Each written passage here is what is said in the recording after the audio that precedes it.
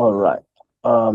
Recording has started, and officially, we have also started. Cool. Bonjour à tous. Good morning, everyone. I hope you guys are energized this this morning. So I think this is our fifth session, right? Yes. Okay, this is our fifth session. So you guys can check in right now if it's not already the case. Just scan the. I think I didn't. I didn't check in, so I will do it also. Give me a second. Great. Uh,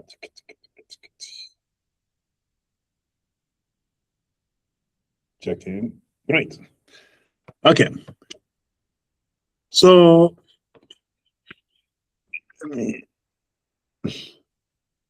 LLM and AI agent in Little Rock. We have Bradley. Exactly. We have Bradley with us today. I think, yeah, it is his first time. I don't know if we have first attendees as well in the Google Meet call currently. I need to join. Okay. But I mean, if we have, that's great. So welcome. So what this community about? So we are just we are a local space for people exploring, anything related to AI, LLM, AI agents, automation, But in a practical way, it's not just come together and just talk only about the theoretical part of the thing. So we really put our hand in it. We build together. We share tips together. That's the way to build a strong community. And from that passion, that drive all of us together today can come. So much opportunities. It can be business opportunities. It can be a really impactful project for community as well. But and we can learn a lot. And what we learn here can help each of us in our daily craft, whether at maybe we are a researcher, maybe we are working in a company, maybe we are in lead of the AI strategy in our company, stuff like that. So this space is where you can, since we all are learning, we can openly ask questions. So there is no dumb question. We're still learning day to day, so nobody have mastered this thing at 100% at this moment. So, so don't say, "Oh, I'm just a beginner." So no, I don't want to ask a question. So people think that I'm dumb. No, I think the best way to keep learning on daily basis is to tell yourself that you don't know nothing yet, and that's the mindset we come here with. So that's what our community is about: to learn, to share, to build, and to grow together. Next step. Just a reminder for people who have not checked in yet. You can still check in. And now we let Ridwan share with us, the latest news in LLM and AI agent. Some exciting stuff in the AI industry. So, Ridwan, to you.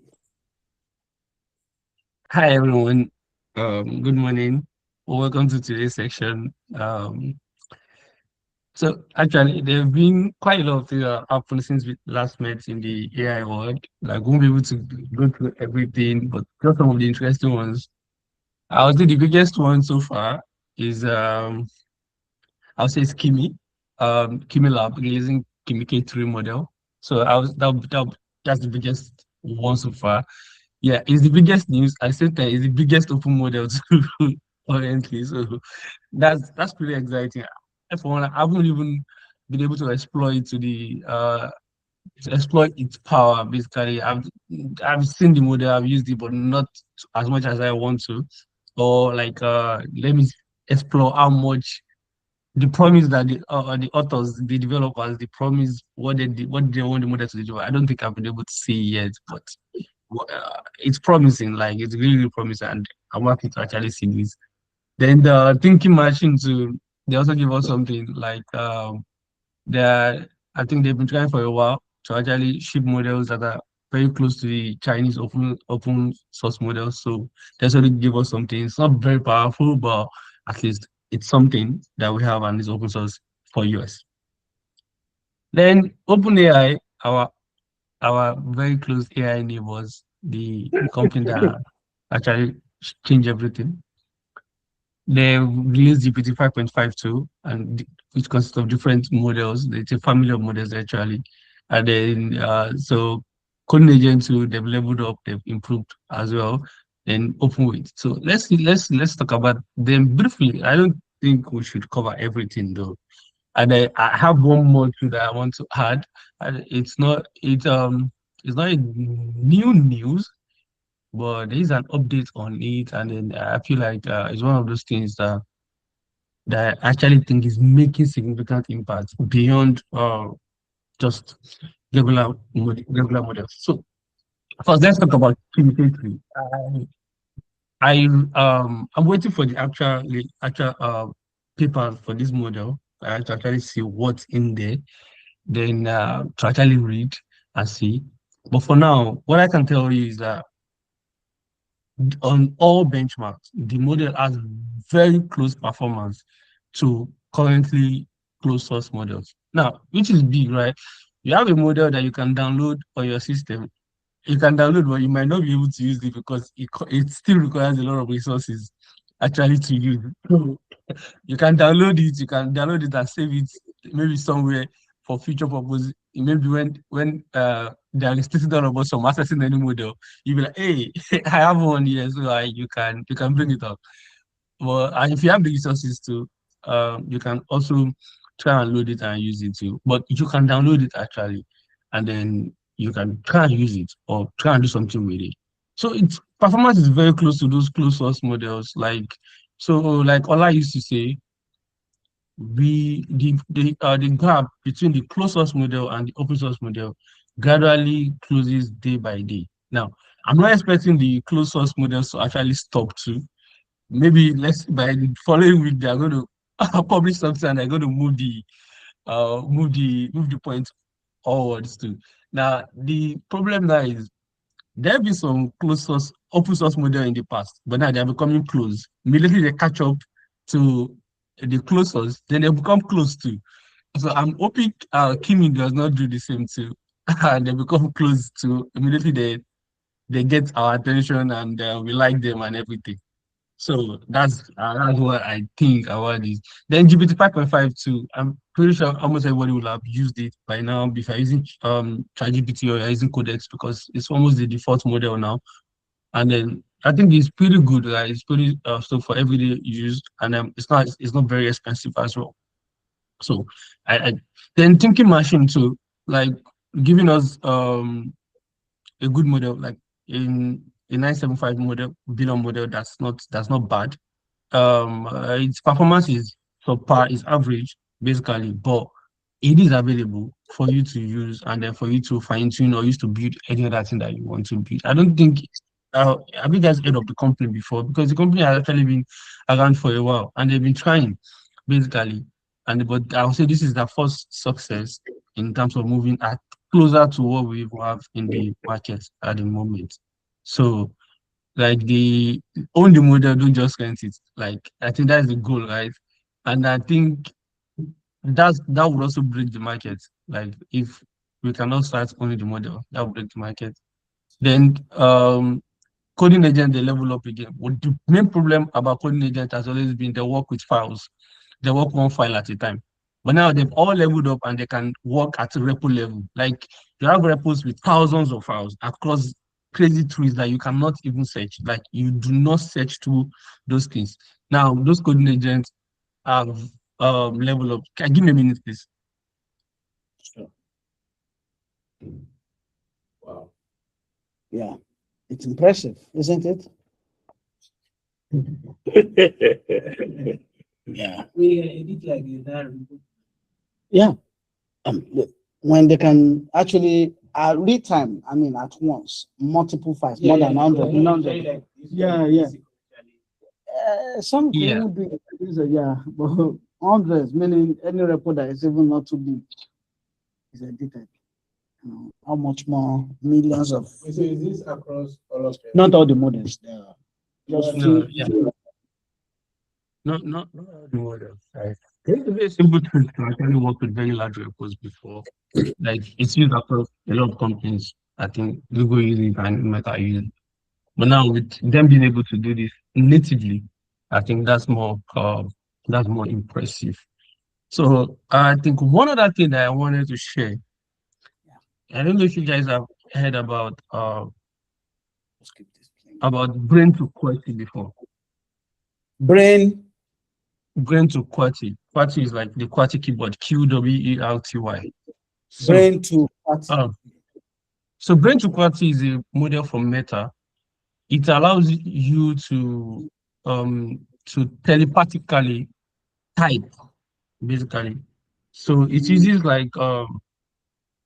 keystroke from MEG brain scan and convert them to sentences. So you do not need to type. So for people who are suffering from different conditions, maybe like I don't know, that they can't talk, they can't speak or something like that. So by just thinking of that thing, they're able to type just by thinking of, oh, I want to eat, I want to do this. It comes out as normal sentences in words. So it's able to read the readings directly from their brain. So the first version of the model was actually accepted at Nature, I think last year. But the problem is it could not be used in real time. But there is a new version that are trying to improve that can actually work in real time, such that when you just like maybe wear a wearable or plug something to the head to the person's head, whatever they think of will actually come out in text, and they're able to communicate too. So I think this is actually a um a good use of AI, basically, like for people who are not actually able to do that. The same thing with visually impaired people as well. If you have models, AI models, vision models in glasses that they wear, that's able to see, oh, what am I seeing? Hey, hi AI, what am I seeing? Is it a road? Is it food? What's the color of what I'm seeing? Like those are good use of AI models that I've seen outside of coding or software development and stuff like that. A quick question for you, Ridwan. Not question, but Yeah. something just to see clarity. The brain to QWERTY, does it require any form of implants? Neural link. Now that's one of No surgery. No surgery. No surgery. So No surgery. does that need to connect to a certain hardware? No, yeah. So it use MEG brain activity protocol. So there's something called BCBL. That's what they're using recording it. So they're trying to transfer it into something like a wearable. Maybe it's going to be like a like MetaQuest, something like that you just wear, or maybe like it's not an invasive surgery. It's not an invasive surgical device that you have to cut your head and put it inside. No. Okay. We'll monitor that space. Thank you. We continue. Yeah. So disclaimer. Honestly, it's conflict of interest.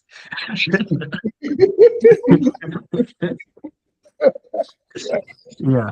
So those are some of the things that I'm actually seeing. Like they're basically like the future of how things would work. Because I can see people using it. I can see people without any condition also using it as well. Because I remember Ola used to say that like instead of typing, why don't you just use voice to record whatever I want to say? So instead of using voice, I don't just do something that will just take it out of my brain.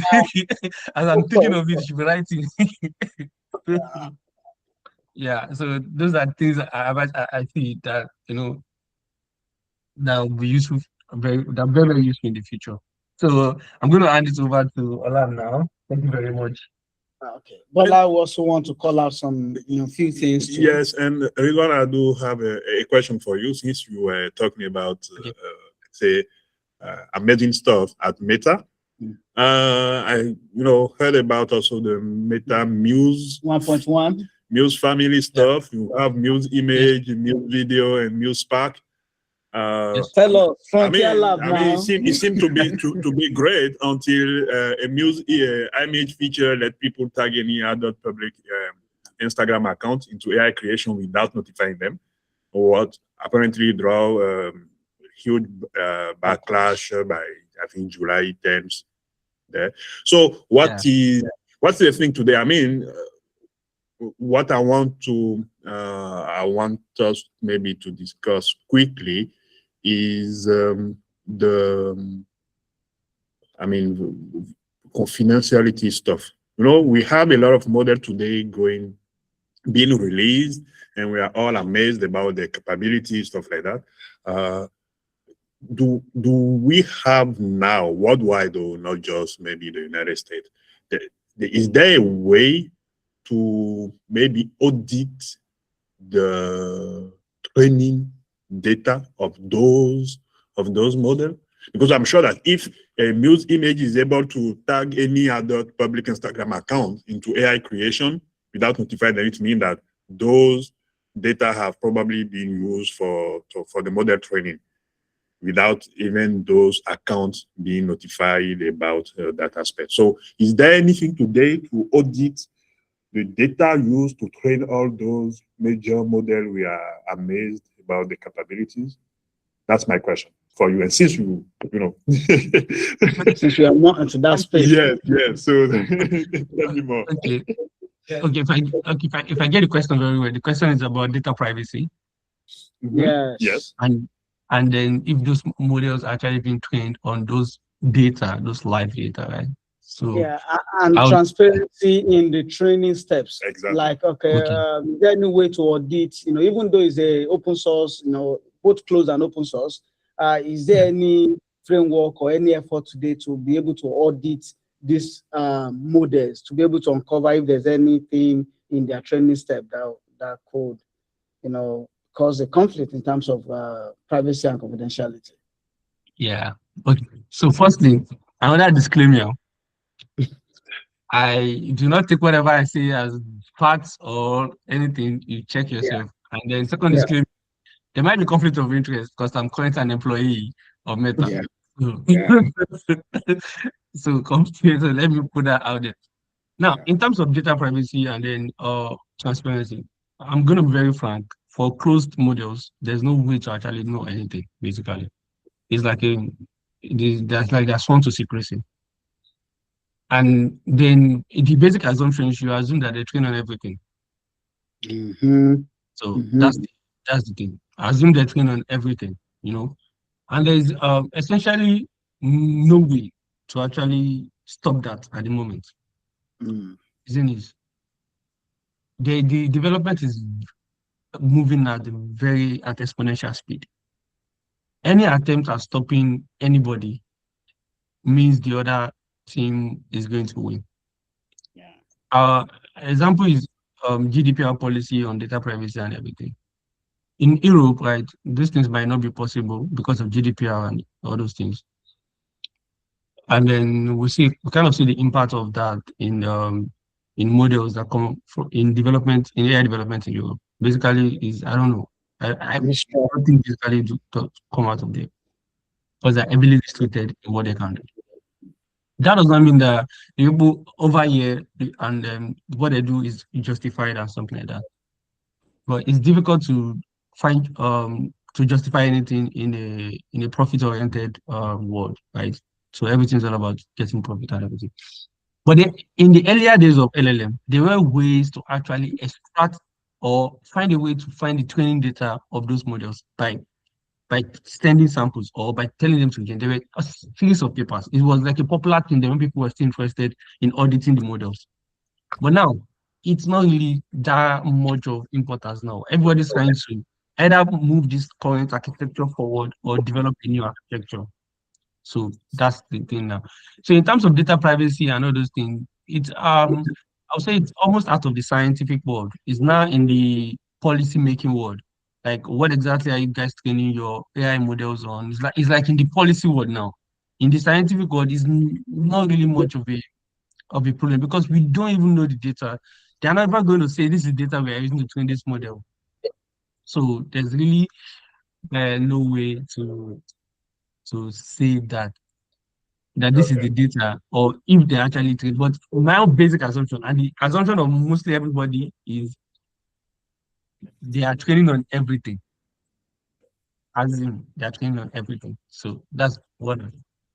As long as an artisan you publish something online, assume that it has Huh? been used. I think-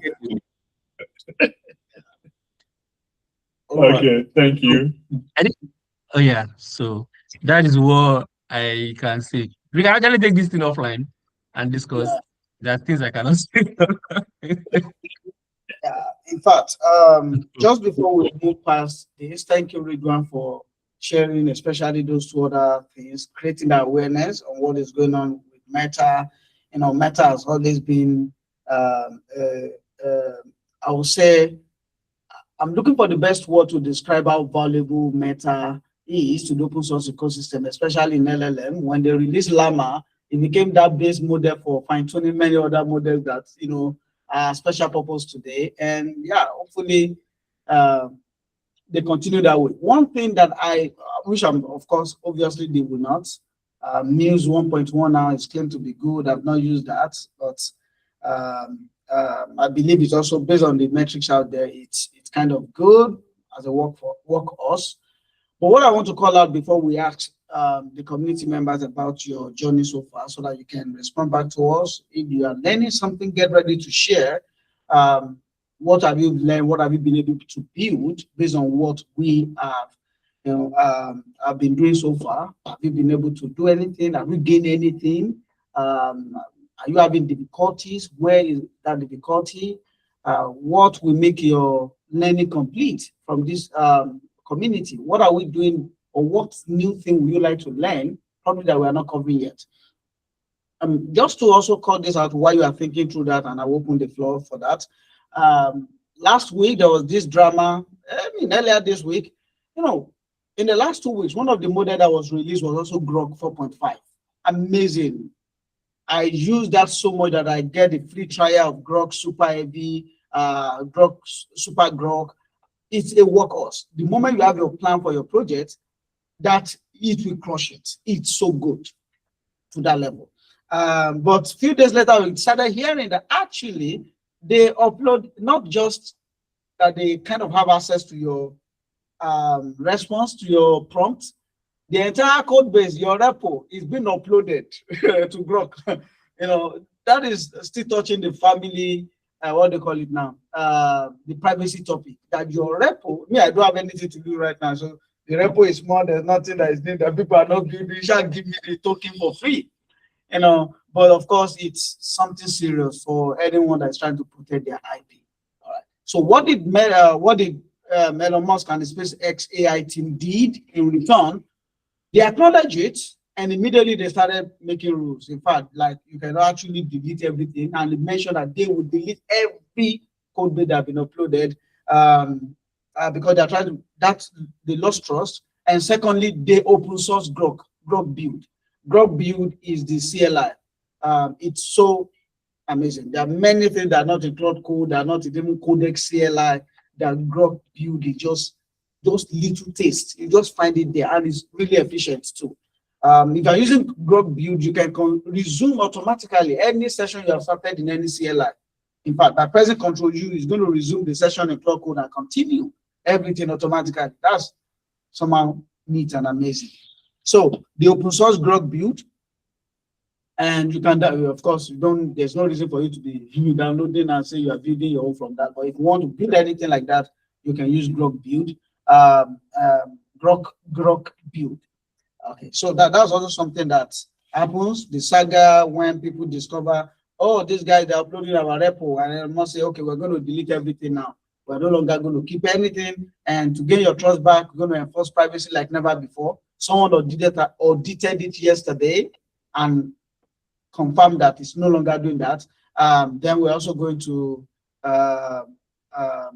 open source it so that people can contribute towards it and just make everything clearer. I'm not sure how well of goodwill that would be for XAI, which is now Space XAI. I'm not sure how good that will, how goodwill it will bring to them, but customers are winning. They reset token about 2 times. I was able to use it. And yeah, I think that is it on that. So the floor is open now from everyone. We want to hear from you. What have you been able to build? I know some people are joining us for the first time. You might not be able to respond to this, but or you could even say, okay, this kind of thing you are looking forward to gain from this community. We are still open to hear that from you. So we have the next 5 to 10 minutes to discuss, to hear from you, and you know, just to be encouraged by your commitment. Just encourage us. Even if you have not started doing so much, we just want to hear, so that we are not the only one talking here, just sharing things. We want to hear back from you. By the way, like I said, Ridwan is that hand that will always not get things go wrong. So it's the one that's called out that we must ensure we hear from everyone today, so that we are not serving ourselves, we are serving the community. Yeah, thank you so much, Ridwan, for bringing that pause. Okay, so the floor is open. Who want to talk first? You can unmute. I'm sure there's no restriction from that. Please unmute and just share with us. Is there anything you've been building? Is there anything you've gained? And is there anything you would like us to do more of?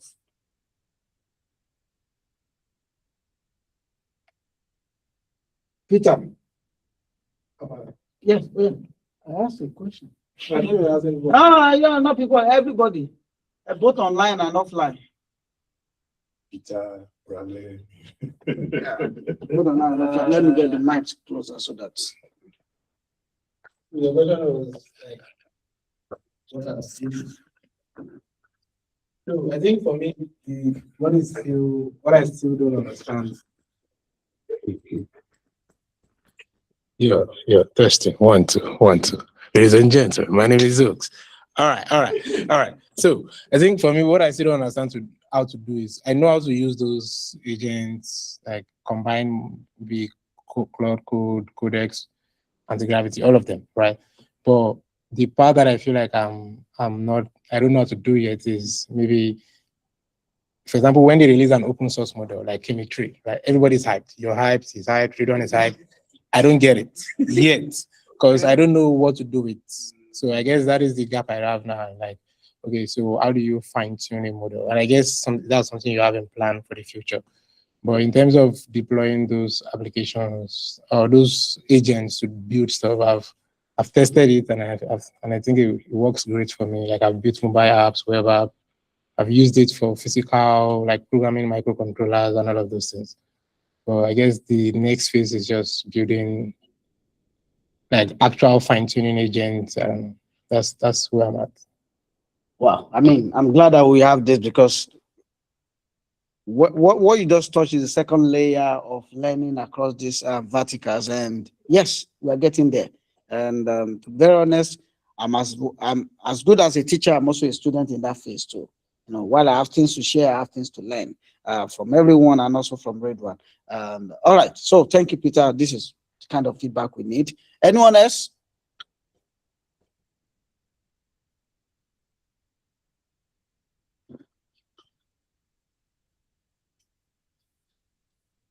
Yeah, we have online. Please talk.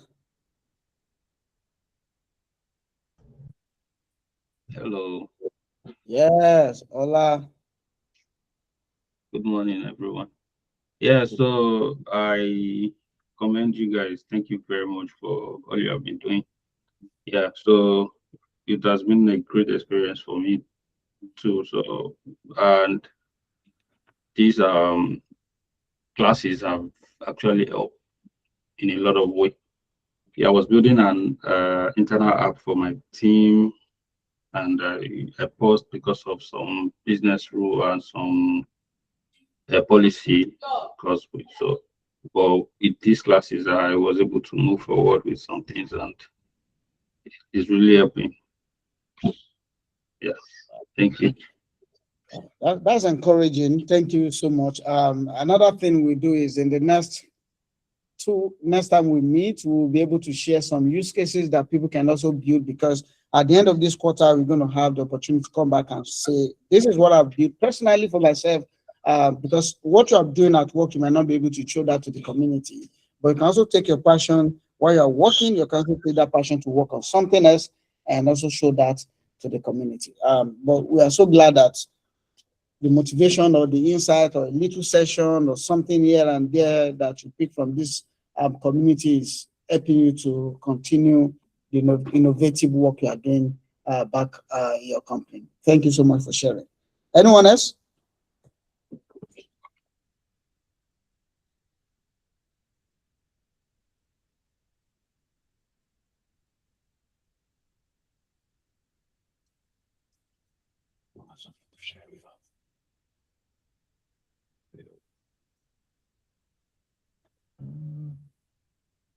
I feel like I haven't used any AI to build anything yet, but I mostly just use AI for my work. Yeah, you can just do a little bit coding and yeah. Okay. Right. Okay. So Bradley is joining us for the first time. He's a good, brother of mine here, and just take a note of it. Everybody who is attendee, who is joining this community, is going to become an instructor, because so much of knowledge, and again, your domain, the kind of work you do, we are not doing those work. So there's still an advantage that you have. And as you continue to add this skill to yourself, you will soon become someone too who will come back here and also, who's going to teach us something so that we can grow together. And that's the advantage. It's not new that we all start from a place. So it's starting today. But wait, your primary job role today, Bradley, you are a software engineer? I do mostly database. Database. Amazing. You see, there's a lot of questions that you just get to some point, even while we are building together, that we just want to confirm. Okay, agent has done the database this way, Bradley. I hope it's not leading me, the wrong path. You get, and someone who, job, for several years without AI has been that same thing, is able to say, oh, okay, for me, this is how I will have done it, but this is also good. And we can learn why, and that way we are not just following the vibe. We're also learning and growing through that. So thank you so much, Bradley, and everyone else that has talked. If you still want to share something, I'm going to pause for about 3 seconds so that you can unmute or say something. Otherwise, we're going to move to the next session. I don't think this is related to like technicalities, or I think maybe just a feedback. I was trying to find the replays, the previous sessions. I couldn't find it. Thank you. I don't know if maybe we have a YouTube channel or a dedicated website for the community. Yeah. Where people can check, apart from the community on its own. Yeah. All right. So there's a YouTube site which we post this. I think 3 of the past recorded sessions are there now. But last week is not there. I mean, this also shows that we need volunteers. But we'll get there shortly. The moment some things are lagging now, it shows that we need volunteers. But don't let's get into that when we will share the URL, the YouTube, so they can always go to the YouTube, and as soon as the videos are there, if you set your notification, you're going to get it when it's dropped. But nice call out. Thank you so much. It's not just the YouTube now, even people don't know more. Where will I go to if I want to find out more about this community and the resources that we'll be using so far? We will put that together. Thanks, Peter. All right. We have probably, I'm looking at how we can cover this in an hour. That would be around this to 12. Okay. An hour or less. For several weeks now, we've been building so many things. And this is why this slide there, just checking. Okay, a reminder, if you have not checked in, please scan the QR code and check in. It's helpful for us. Don't let me waste time on that, but it helps us to serve you. It encourages us. We want to be able to track. The biggest thing these days is data. We want to be able to track. One day we're able to tell people that might want to support this community with venue with venue, with resources, people that even want to speak.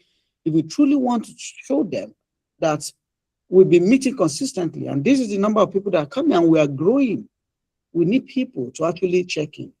And that way we have the data to prove we are not just coming up with numbers or trying to estimate numbers. We're able to show them this, the analytics for all the event we've been having, and also for history. If you want to plan for something, you can also know where the change happened, when something changed, what changed. So overall, this is very helpful for us.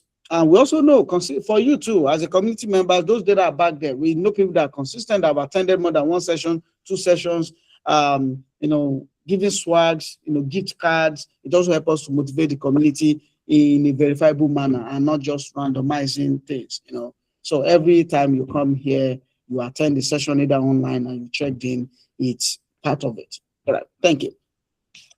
I'm going to move away from this view, and please, in fact, if you can unmute at any point in time, call me out, say hola, I will answer. I will pause.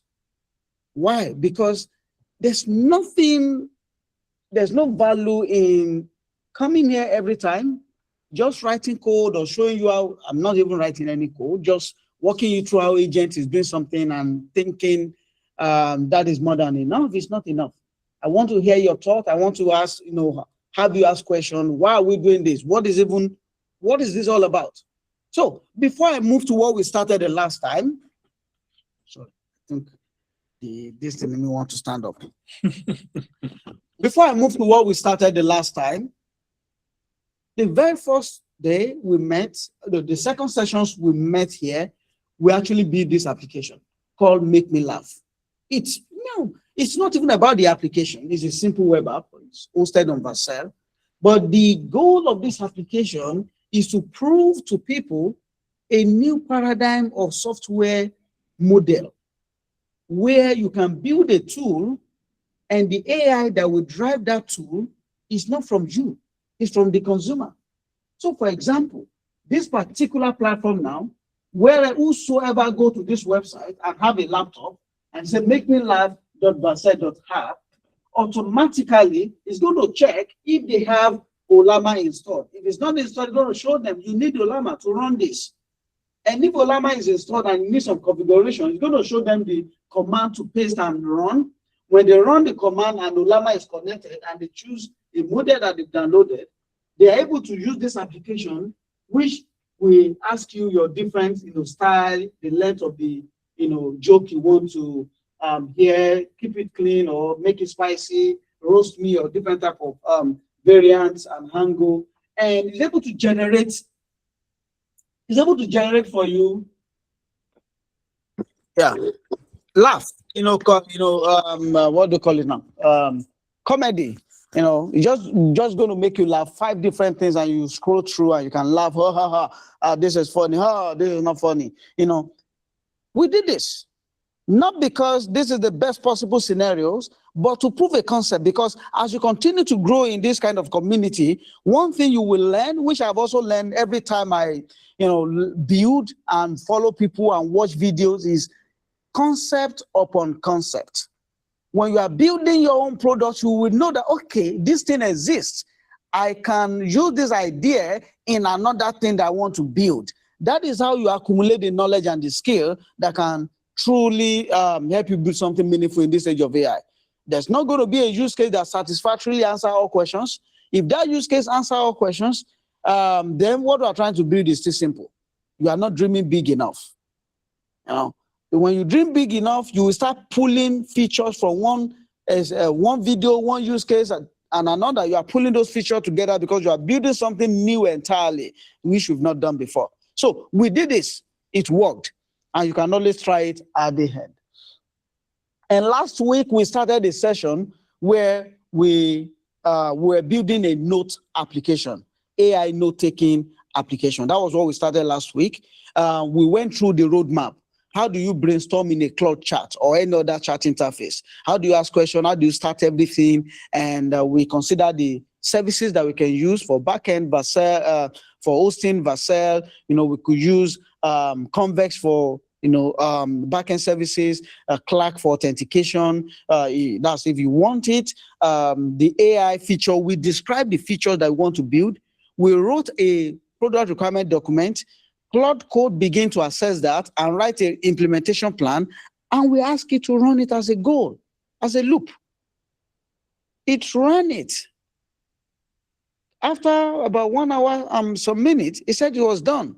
Since that time, I have never checked it because I want us to come back to it and see what will you do when you are testing and it doesn't work. How do we now take it off from here? And that is what we're going to do today. This application, we have never seen the UI. We have defined the UI together. We use ShardCN project component. It's recorded, by the way. If you miss that session, you're going to see it. You should watch it so that you see how we truly broke everything down. So today, I have my coding ID, which is Claude Code, Visual Studio Code, and inside that, I'm opening the terminal, Command plus, okay, Command plus. I'm going to collapse this, yep, and let's make this bigger. All right. So right here, these are environment variables that was asking. It even set these things up. This journaling application. This is the PRD product requirement document, and it's done. But I did not, I've closed it. I've updated Visual Studio Code. So today we're going to go back and check. So first thing I'm going to do is just run Claude Code. I use Claude. I think they just skip permission. That just make me not be pressing accept every time Claude is trying to run something and meet my permission. Again, this is not about Claude. You can use other coding languages which I have demonstrated. In fact, ChatGPT OpenAI Codex 5.6 is very good. And I've also explained that Grok, I've used up my usage limits. If not, I would have used Grok CLI as a workhorse here. And if you are wondering about Grok, no, don't let me digress. Let's come back here. So this application is done now. I mean, at least Claude Code told me we are done with implementation. So I need to run it. And the first thing to do is I'm just going to open a new tab here and run npm run dev. Hopefully that is what, okay, that's what was used. Yep. Error, turbo pack. Yep. Obviously there's an error here. What I would do, copy this and ask why, so that you can, again, for me, I could just ask Claude to fix this. But here, this is how we also learn. Okay, let's not forget we were using our, okay, is this working? Oh, it's working. I just want to be sure if this is working. Okay, something seems not right.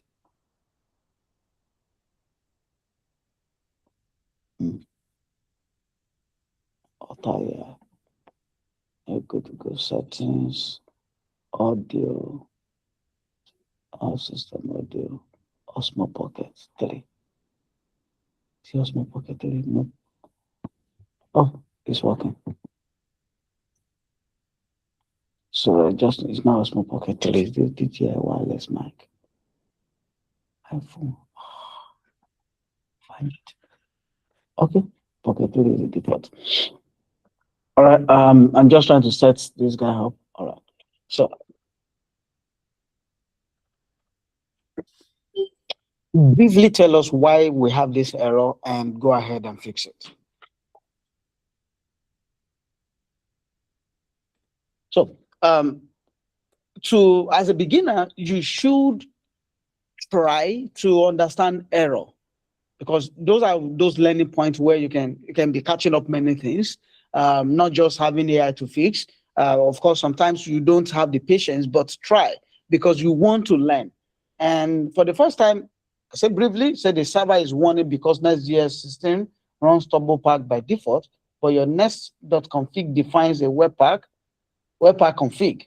Let's go back as we continue to read that.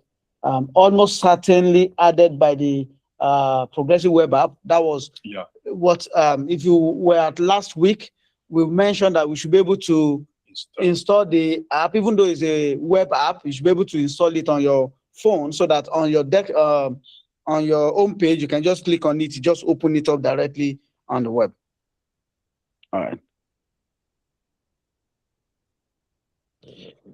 All right, so and begin to fix that. That's what added the error, changed some of those. That's what it was saying here with no matching turbo pack config. So it flagged the web pack customization will be silently ignored. Let me look at the config, which I'm sure it should have fixed now. Why the fix is saved here? Okay, it's fixed.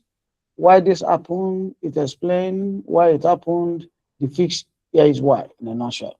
Okay, here we can learn why. Again, this might not even make sense to you right now, because even if you are looking through, I don't still understand this, it's gradual. If you are so interested in this, the easiest thing you can also do is you can ask for visuals. I'm just showing this. You can even ask that, can you do an HTML visual illustration to explain this to me like a 5 years old? There are points where you will need that kind of prompt. If you ask it to do something and probably got that thing right, and you're wondering, how did it do this? And you don't want to forget, or you want to save it somewhere so that when another agent that is probably less intelligent as this is running can know how that was done and be able to manage it. You can use those kind of prompts to get it done. And let's go back to this. Run this again. All right. So port 3000, we can view this directly in port 3000. Let's see what this is.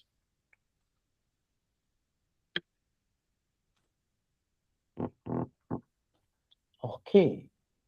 Clark configuration is not done yet. Exactly. So at this point, I need to do some settings. Let me just open up and explain this. This is the YouTube channel. We have Clark. Yep. We have Clark.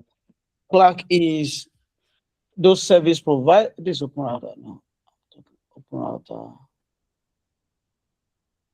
Clark is the authentication layer. Yes, layer. authentication layer. Oh, Clark. Clark.com.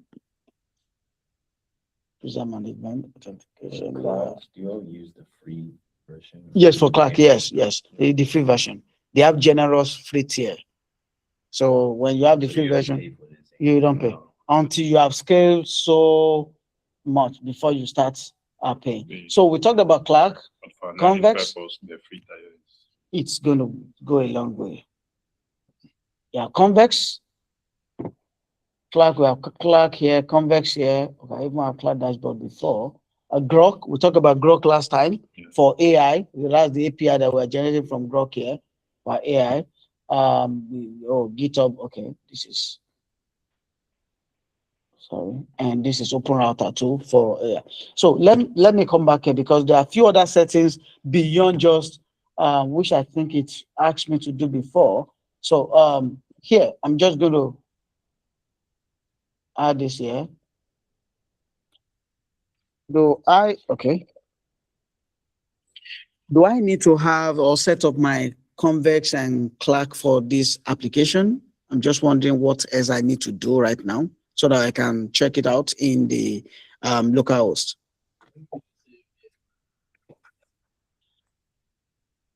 They are likely there in the environment variable. They are there.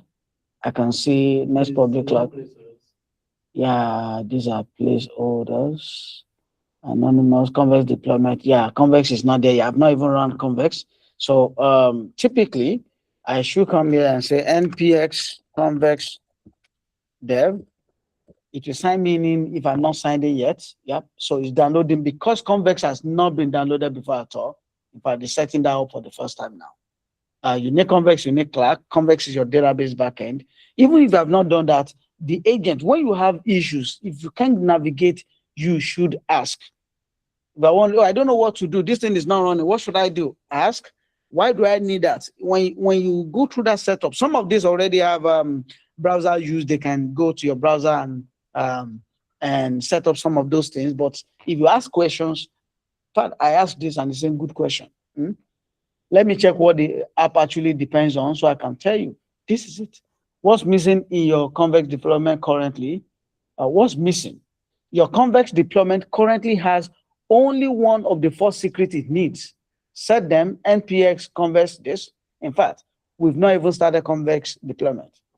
Open router key is needed, recent key is needed, webhook secret is needed. So I'm going to come over here. This is convex. When you run nps convex dev, it's going to, if you already have convex installed, it's going to ask you that, do you want to, this one is different because it's an old version and new version. So I'm just going to click enter, transfer data from existing deployment. I'm going to start afresh. This is one-time setup for me. So it's upgrading and downloading. Yep. Right now, it has created a project. But the reason why it's failing is because it needs a certain key, Clark JWT issuer domain. And that key is from Clark. So these are configuration setup. When I go over to Clark and I've not set up this application, I can come here to, this is deployment, this is invoice CI, this is a different application that we did. I think we did it our first time. No, we didn't do that our first time. Let me just come over here. Maybe you click on the application. Yeah. Click on application, create an application. Even the OB, if I click on this OB, it should, this icon takes me here. Yeah. I'm going to create a new app. We are calling this, what did we call this? Nota, this?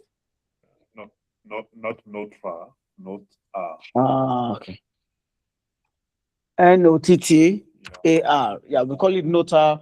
If we want to do Google authentication, we want to do just email, this is fine. Going to keep it at both. They now have organization multi-tenancy now and billing. They still connect to Stripe and other services. So Nota, I have this here. It's even saying that, in fact, they've upgraded this environment experience. You could easily just copy this prompt and give it to Claude and say, oh, this is what I'm seeing here. And Claude is going to go ahead and do that. Oh, Claude is here. We're going to paste this. Use this to set up for me. Even if you don't add the forming. Use that o'clock exactly. So and at this point in time, if for any reason, if you are confused, if you are wondering what are we doing, I'm expecting, if I'm in this kind of session and something is not clear, I will speak. I will ask that, why are we doing this? Is there another way? Why did you send that message? So that you can also gain clarity as we explain and catch you up with what we are building and where we are right now. Okay, this project already has Clark wired. It's asking yes, proceed. It's going to prompt me. Shall I proceed with the Clark CLI setup? Yeah, because that allows it to use automatically CLI command line interface tool that agent actually use. In fact, the ID we are using right now is command line. So if you see right now automatically, because it's setting that up, it's trying to authenticate. I'm just going to use GitHub. The moment I authenticate, it's able to automatically do that using an AI coding agent. Add class skills. If I come back to my terminal, probably is running. It's going to do all those setup, and what we are saying right now, it will set it up. Just logged in. Now backing up my environment variable. It's going to look at for that application which we have created now, and it will retrieve all the keys that is needed. And if some agents are not intelligent enough, because we're using Fabu 5 here right now, I'm not sure if it's Fabu 5 or this thing. I don't know.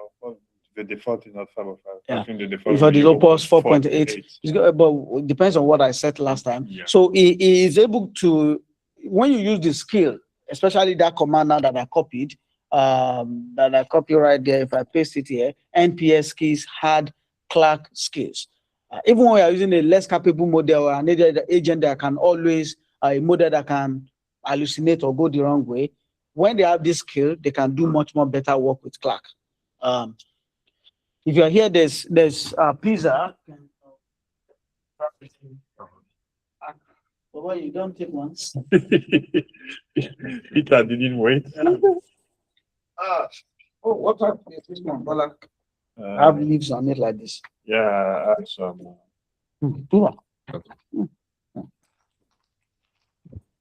Okay. So it's logging in, it's link project to Clark app with, it's initializing and just linking everything for us. Now, our conversation should be, when you are building a web app like this,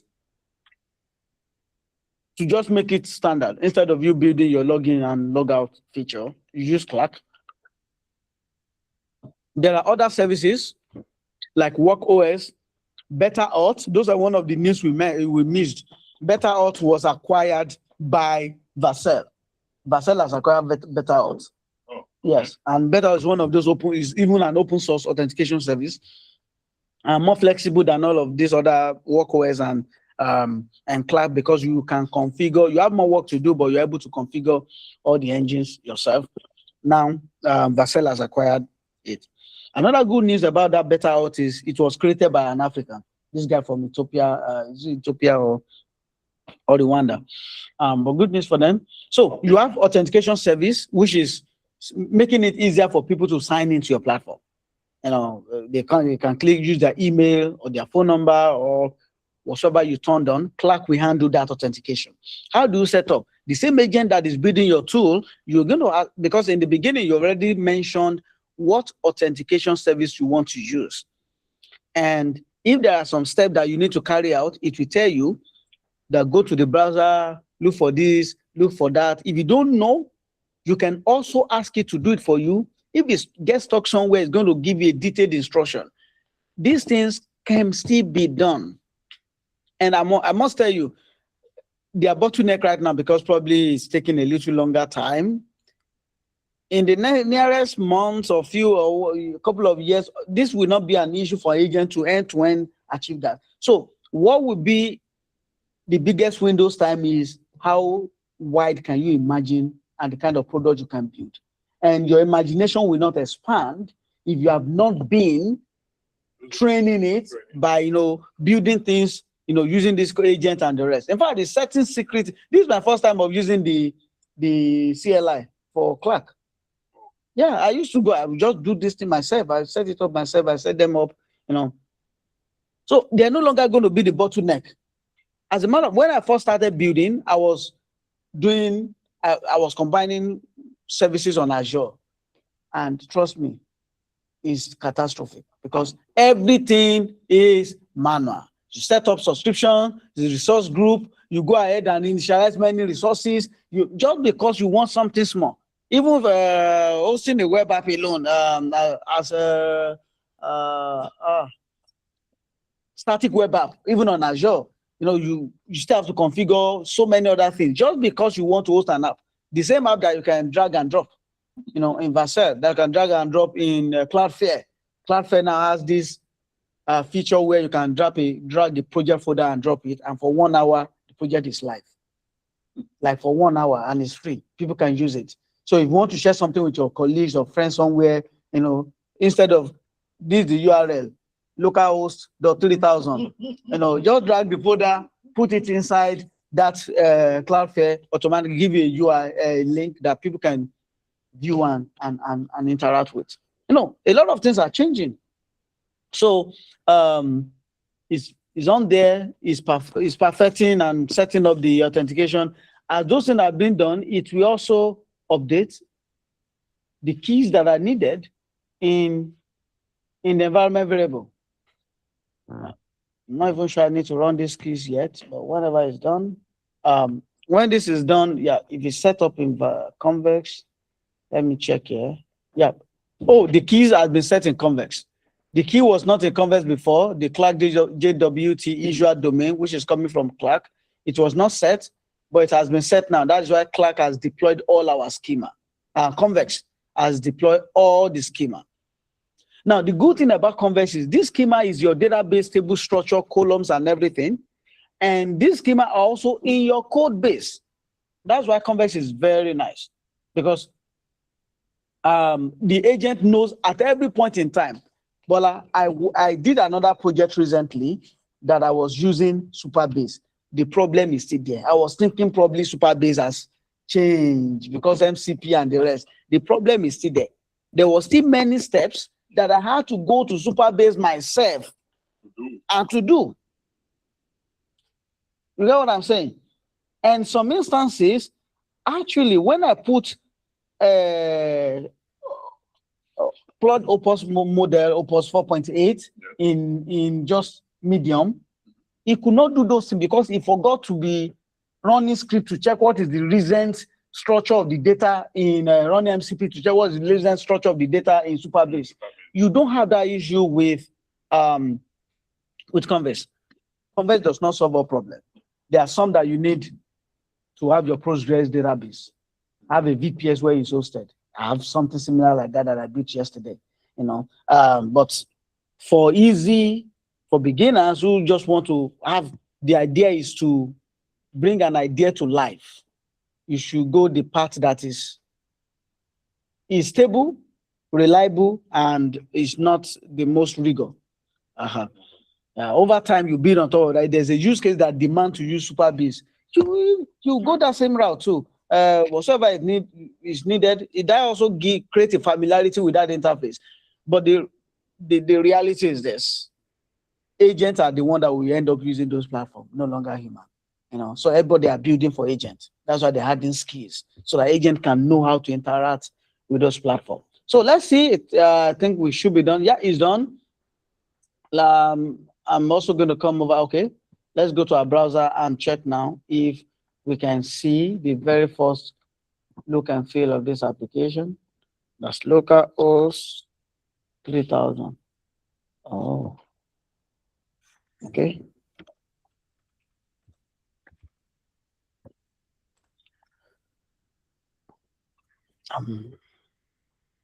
Interesting. It's just this is the landing page. Simple, nothing, because we are not even asking for something yet. No, it's zoomed out. Yeah, it's just zoomed out. Yeah, this 100 now. A journal that listens are interesting. Write or speak your day. Nota helps you understand it. Start journaling or signing.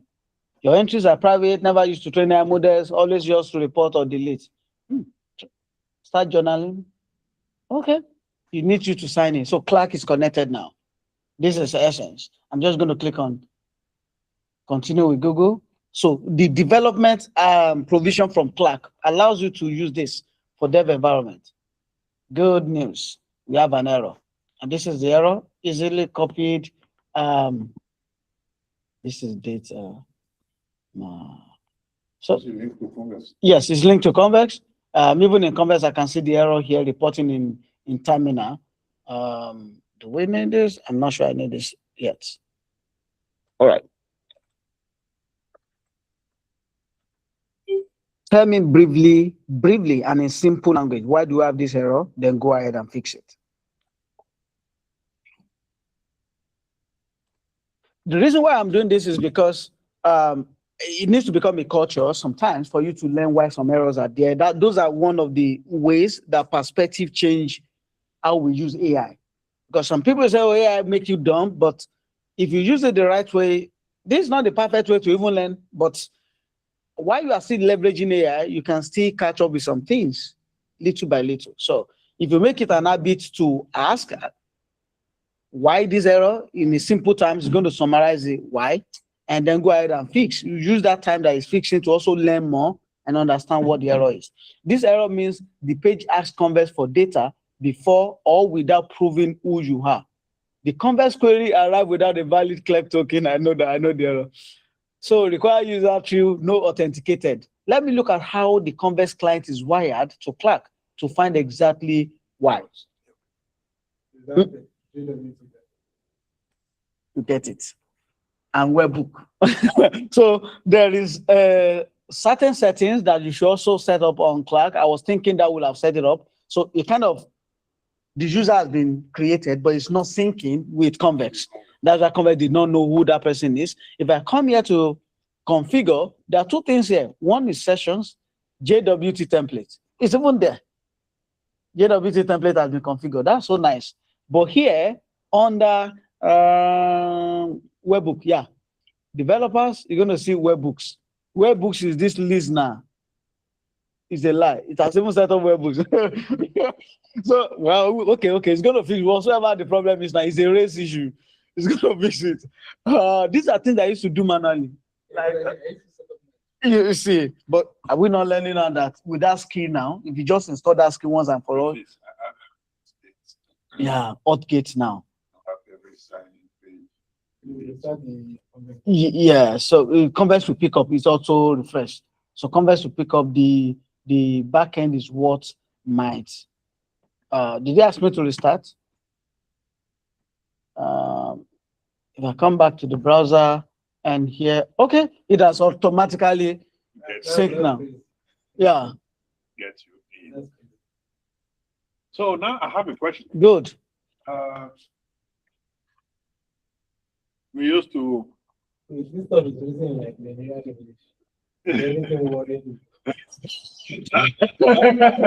Writing down and look at this. What in the world you? My question is, most of time, no, I mean, there is a lot of yeah. when people talk about secret management. So right now, you have Claude that handle the environment stuff, connect to. You have Claude that handle the environment variable creation for us in m.local. Is it something that you let it happen because it is just for development purpose now? Because in production, we used to let AI agents handle those environments for you, because I guess they cannot create an environment without knowing the value of that environment. So I don't know. I mean, I'm asking, because I know that there are a lot of stuff around that. So is it safe to let AI have access to the environment value, stuff like that? So one thing that I don't know, I've never used like AI workflow to change from, for example, on Clark now, it's probably just showing development. But once you switch to production, you don't have to like change all the keys. So for example, you have to go to Google Cloud to get all of those keys. When I was doing that for on my website, I had to do it manually. So I don't know if there's a workflow for it yet. So I think that still sort of protects your secret keys. Very valid question, because if agent is running all of these things, how do we keep privacy? One, as long as you are developing, you are running things in dev environment, agent is good to set up the keys. But when you are going to production, because for example, even when we deploy this now, it's going to you can decide if that is your prod or your dev. And what you do is you create a different branch in your GitHub repo. So main can still be your prod, or main become your development, and you create another one called prod, will become your production. And in Vercel, you have separate keys for each of them. So for production, you should set them yourself manually. And again, like Peter said, today, when you go in production, for most of those configurations, it's still way manual. And that means in that process, you are still the one getting the keys. Sometimes it's not every keys in your terminal that is exposed. In fact, I've worked with a sensitive project that Claude literally told me that he won't be updating those secrets, but what it will do is it will generate them into a variable that it does not see, and then commit the variable, because the variable already have the values. So, but going production, yeah. I about that, I watch this guy on YouTube. I forgot his name. I used to watch him create app live. So about that, he would just tell the agent to not show his APIs. He should create a link so that I can go there to paste whatever API or whatever privacy tool that he needs to do, and he's going to be doing it live instead of going back to fix it manually. So the prompt is just going to come, okay, this is the next step, because we don't want to review your API, we don't want to review your private details. Just click the link, do it manually, come back, and it's going to continue from there. So, yeah, I think that's another way he approached it. Yeah, thanks for that. And that process can be painful, can slow you down. Yes, I think Yes. since now you have, let's say, an AI workflow that can help you get all the stuff done, it is great maybe to do it for the development purpose and let AI, set up all the pipes that you need. And once that is done for the production, you can now create the variable yourself. And something that I also used to do, I have like one project where I really implement that approach is instead of even having my environment variable like a secret maybe on GitHub, stuff like that, I use Secret Manager on Google Cloud Project, and now have a way to link it with the app, and that is whenever I shut down that link, meaning that no access anymore, and whenever I turn it on, Yeah, thanks, Bola. Okay, read one. Guys, set your kids yourself. Simple. Yeah. All this this dialect. In fact, set your kids yourself. If I'm working on the same project with Ola and I'm the admin, I'll set the key. Ola will not know the keys. If Ola can know the key, why should one AI agent know? Set your keys yourself. So first, to avoid stories that touch, your pod keys are going to be set once. Maybe you need to rotate them in the future, but you're going to suffer the pain just once. Just set all those keys once. If you want to rotate them in the future, maybe, but just set your keys. Leave all this. There's a workflow. There's this. Set your keys yourself. Yes, you pay. Like, you do not know how expensive it is if your keys get exposed. You do not know. You will rack up a lot of costs that you will not be able to pay. Set your keys, please. Very valid. Thank you. Right. Thank you, Ridwan. No. So I think one thing I don't understand, like, so when I deploy on Pascal, like, I know that some of those keys are hashed, they're covered. So, well, on my local repo, right, the environment variable, I know that is dev environment, so that is exposed. Yeah. So is that fine? Yeah. Your dev environment, the environment variable in your dev environment is fine. Number one, agent doesn't directly read them. It's checked, but not in all instances. And when you expose it in the timeline, in the chat interface, it's going to tell you automatically that this key is exposed, that you should rotate it. Some agent will tell you that.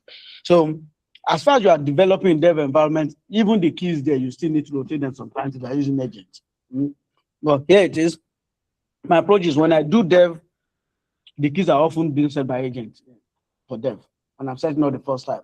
When I'm going to production, like Ridwan said, I already know the keys now that need to be set up. So I just need to generate the one for production and go to production and put them there myself. So the ones you have in your dev environment, as long as it's still .env.local, you're very there. It's fine. Agents sometimes will read it. In fact, if you're a beginner, when I first started, I asked agent to help me write the variable and put it, because I need to get this thing to work. And how am I going to get it to work when I don't even know what variable, how to type the variable, how to put the values there? So those early days, I get that there. And some of these solutions, for example, if you run NPS convex dev, if it runs automatically, it will create its own environment variable in the environment variable file and put the values there. So that's not even agent set. It's not agent generated. Yeah. And just need you to link it to Vercel, to Clark. And yeah. So yeah, but the big lesson here is under your in production. Yeah. There are scenarios where if you can handle that in development, is fine. But if you can't, then how do it in production? At least in production, you should handle it. Because at least the development will allow you to know what to now set up in production. Development is like the learning phase for you. Exactly. And you, of course, it's not the same key you are using in dev that you are using in production. Generate new keys for production. And just try to rotate keys as as There's something that I observed on my Vassell, right? Mm. Vassell was flagging some keys as like I need to write them or yeah. I didn't understand that part. Yeah, because based on the variable name of that key, it expected to be a sensitive one, and you did not toggle the sensitive button. So that way is exposed. If someone else, if you toggle the sensitivity, even when you go back there, you never see the key. Yeah. So that's why it's calling that this variable is supposed to be a sensitive one, but you have not made it sensitive. And if there's anyone that needs rotation, you're going to be orange something there that you should have not. You should rotate this. The rotation is basically your generator new key. Yes. Yeah. All right. So the reason why we have time to talk like this is because all this work was done last time we met. Yeah. And it was done in our PRD documents. We have explained how we want it to look like. We have selected the design system from ChatCN. We explained the AI, what the AI should be able to do, the voice, everything. Now, is this tool capable right now of doing all the things that we have said? Are all pages built out so that we don't waste time? Let's quickly check. And when we check, we're able to come back and run the updates while we're also using that to learn. I'm going to show you something here that make it easy. First, there are many things here that you might not be able to test. So these are basic. This is chat, conversation here, inside, which is analytics, is even showing the way. Look at the way it's showing it. And today, let's even try the crude basic one: create, update, and delete. New entry. Yeah, I wasn't even expecting this, right? Now, yeah, that's the first thing. You see that trick. The sidebar should not be moving alongside, because if this page is so long, you continue to scroll with the sidebar, and even when you want to navigate back somewhere, you can't do that. No, even this is nice, but conventionally, I just want to talk. You can. I don't want to talk all the code, all the yes. record, I don't need to be putting title. You should be able to figure out the title, get the content. Because, I mean, that's great because the title is optional. And know the detect the mood, add the tags. I don't need to be going through all of this, right? Yes, you can make that. What is it? Record audio and the Yes. Yeah, the record audio is this guy. Let's see if it's even working. I'm testing and okay, I think this is working. Okay, it's even trying to use I'm not even sure what's going on here. Connected to okay. I'm using my iPhone audio right now. Interesting. Okay, this guy is low. Just click done. Click done. Okay, so that's the difference. When you dictate, Yeah, it the is date to is down. write down. Exactly. And the audio it inserted there, 15. Okay, there's no Grok API key, not configured. So it could not do the transcription. Okay. But let's play back.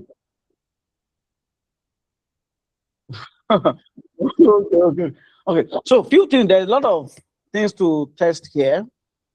First, let's just generate a key from Grok. There's an API key. This is going to be Nota. Oops. Okay, Nota. Expiration, you set an expiration, 60 days custom, let's put 90 days submit. Why is it? No specific reason. Right now, I'll come back here to my environment variable, and I'm going to see Grok should be here. Okay, Grok is not here, so I'm going to just create it. Grok GRQ API key. Paste this. Control S. Now, I come back to the browser. Done. Over here to our entry. Even I'm going to retry now. Recording itself is saved, but transcription failed. Retry. And I have to reload. Yeah, reload. Okay, so what I want to do here is I want to bring up a an extension. This guy already have both Claude, and I actually want to use Claude and or OpenAI extension, browser extension Maybe press for extension. Control E, or Command E for Claude. Command E. Mine does that. Or you can Yeah, click because you on have the extension. that's Yeah.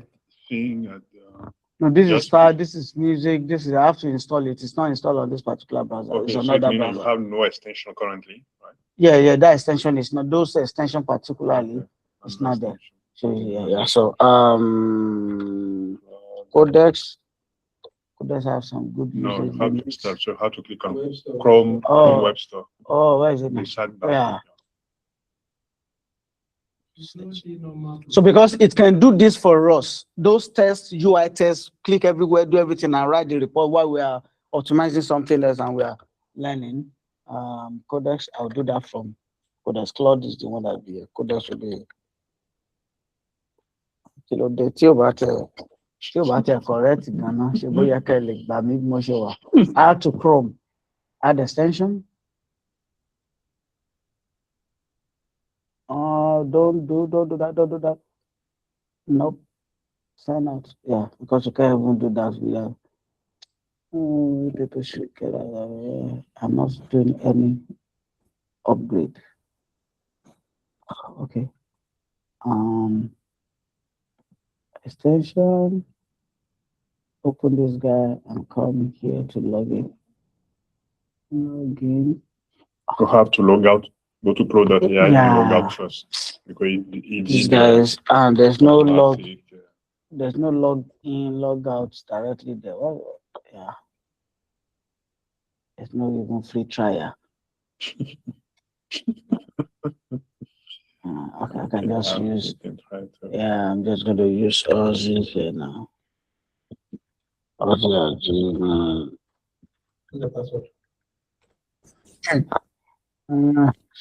So what we're trying to do is there's a lot of direct feedback we have for this. Let me even check this Grok API key is not configured. Oh, it should actually also be in Vercel.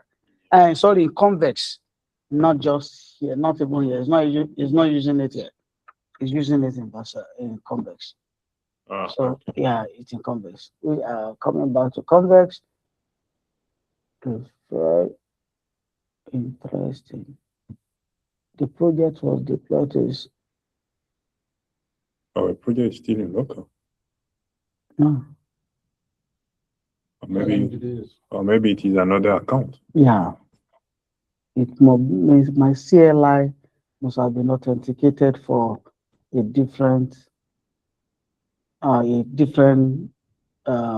account. Okay, so it's here. I just need to be sure which of the account, menu recipe, yeah, okay. It's have a lot of here. Yeah, LLC. Basically, Nota is not here. Go back. Go back, yeah. Wonica. YouTube. Sagato is not here. This one is even out of space. Okay, it's not here. Let's get back here to Convex. This was deployed to Convex. Recent API key set to skipping, cascade. I want to see the team. No Convex. Yeah, Control C. And press Convex dev.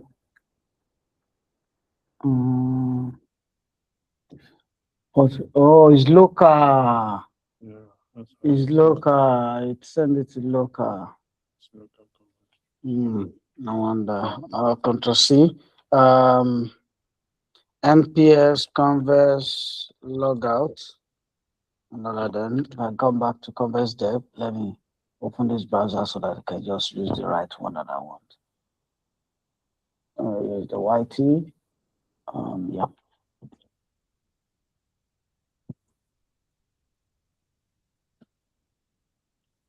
See, this Mac, I'm still learning.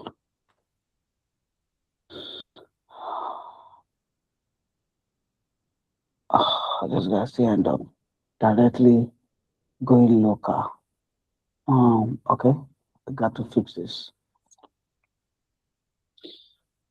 My convex end up deploying to my local. I need to make sure that it's deploying to cloud. Can you help me shift it from local to cloud? Hearing the feedback. Look like the speaker there. People are connecting online. I might not hear them. Oh, are you? Ridwan, is anyone still online? Can you hear us? Yeah, there are people online.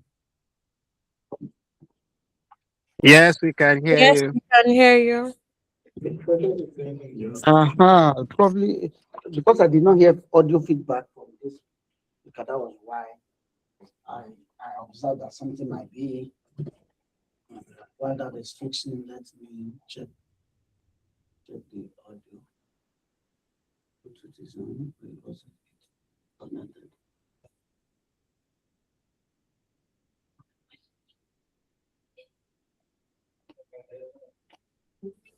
Yeah, we should be able to hear you now. Okay,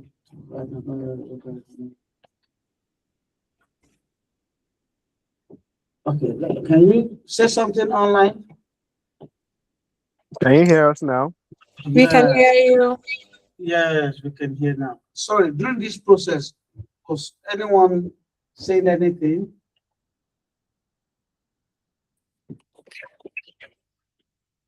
That we miss.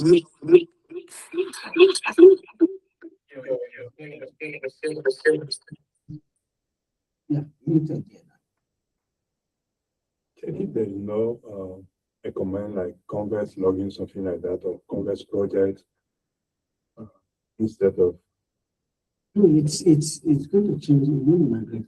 By default, it should have Converse was set up the first time. I should have moved to cloud instead of cloud or local deployment. Or should I go to device name? Okay, looks like it's time.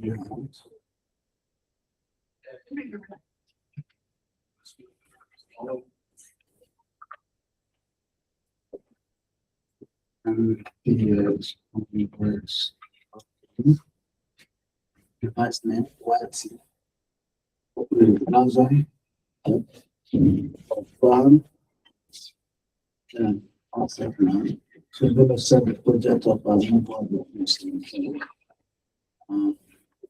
To deploy, yes. And then to your account and choose a different project.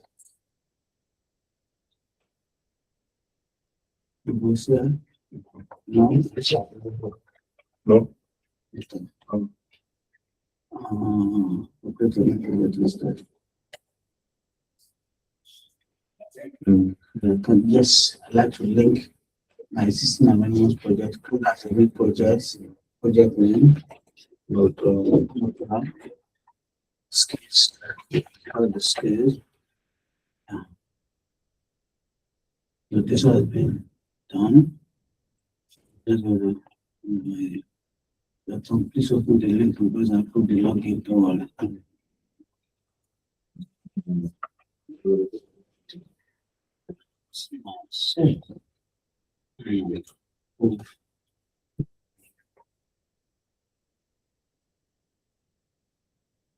The functions appears on the tab. It's the local.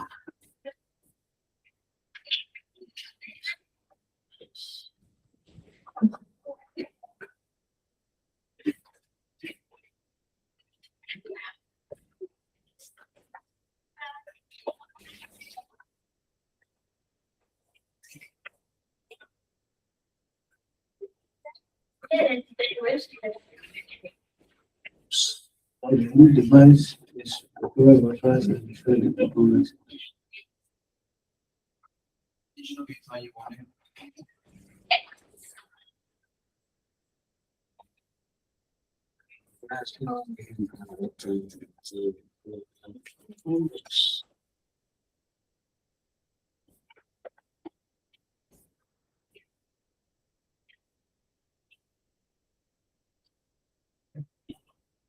So why this is happening, I think it will be a good time to kind of take note of the changes that we need to make. For example, The sidebar moving when you yeah, scroll. the sidebar moving on the scroll. Number two, we think the best optimal way is for you to just have these three things, right? Mhm. Where you could just type, record, or dictate. So photo. Yeah. And without you having the title, and once you are done with that again, I think that is fine. The data is optional as well. It's good. it's optional, but I don't feel that the form factor should be like this. The form factor should be once you want to create, you just have this option directly with you. Those three options: add a picture, talk or type something. And once you are done, it just automatically extract those details and return back. Except But will you be able to edit it? yes, it can take you here to confirm. The thing is, you said it is a journaling app. Yeah. True, by the way. So you may have maybe several photos. Yeah, this is also photo. Okay, we can leave it as this, but just make it fully functional, right? Okay. Let me. Okay, I think this is kind of fine then. This is saved. We can delete or we can update by saying test app. Just No, don't put the data because the idea is you should automatically generate the data. no. If we want to generate that, then this is not the form factor we put it in. I'm using this to test code now to see if I had something somewhere we just save and I delete. If we need to generate data and the rest, I'm wondering if this is the best form factor. If I'm deleting like that, just create a journal, just show me where to type and also this button. The moment I finish typing, it takes me here. And when it takes me here, every of this is already populated. And it has selected the emotion, the mood and all those things we have extracted from the things that You have typed yes. recorded. Okay, I think it's fixing that right now. So switching.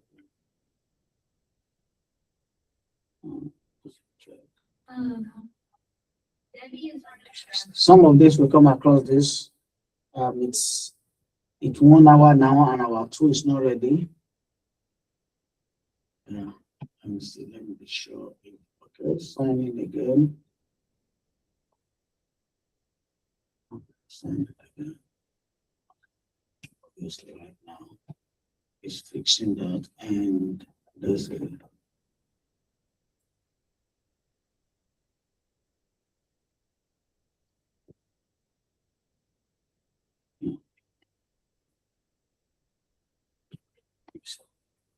this.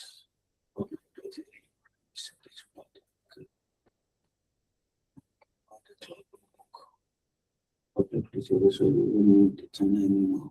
My brother data will be created. That's what this one. Let's see this shell. Okay.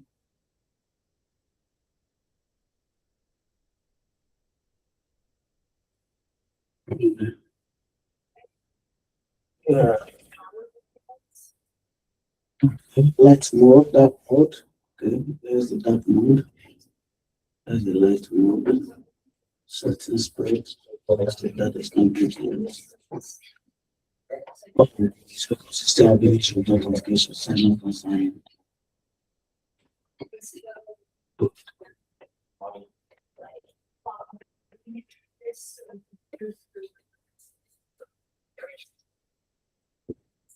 It's using the browser right now.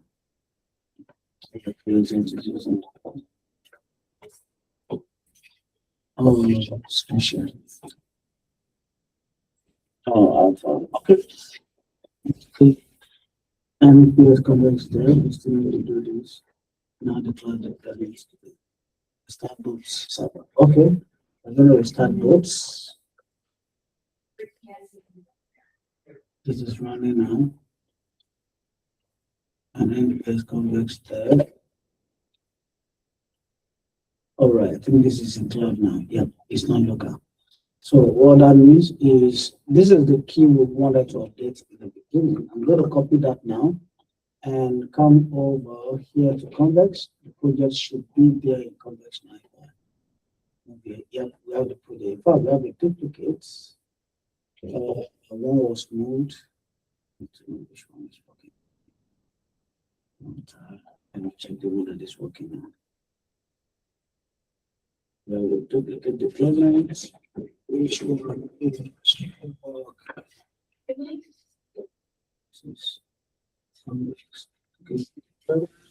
Mutal 1DD9. Okay, this is it. This is the latest one 3 minutes ago. That is the one that is working. Which is this.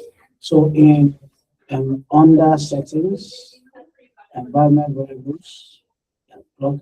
Oh, blocks already here. Okay, good. For example, agent has moved all the keys here now. If I come back here to the web, settings, these settings where I click on the other tab. Come back to today. This is the one I was doing before. If we retry this now, yep, it's done. Yep. So we can insert transcript. Into entry. This is Okay. Is what it will cover. Okay. If I'm dictating, Take directly. I'm dictating directly. All right, this is live dictation. I'm not sure. Okay, I think this is live dictation. I'm not sure this is happening or if it's working, but we're just testing. The picture, I'm not sure. The accuracy here. Accuracy Is, on that. wow. Let's try that again. Okay, I'm testing this. Let's just see how it's going to turn out, if it's working or not.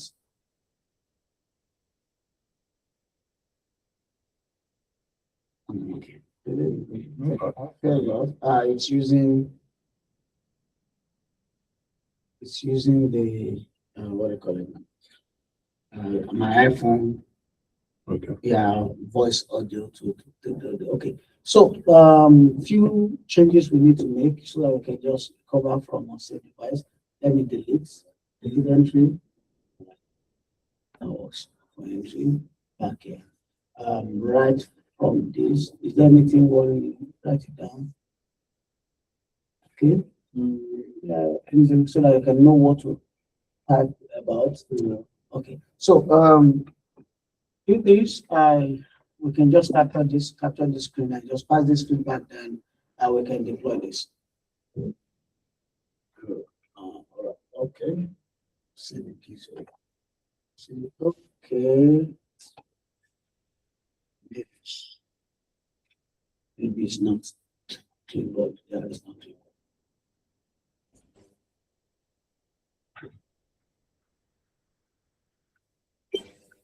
So the app is working now. We have seen the very first version of this app. Kudos to you and to all the work you've done. But we have some feedback that we just want you to work on and make sure you create a task list for all the feedback. The very first one is that as you scroll on the content to the right, the left navigation menu is also scrolling. That is not optimal. It needs to be static. It should be collapsible as well. And to the right, let's make changes to journal experience. When you are writing your journal, the light mode everywhere just blank. There's not so much of insight there.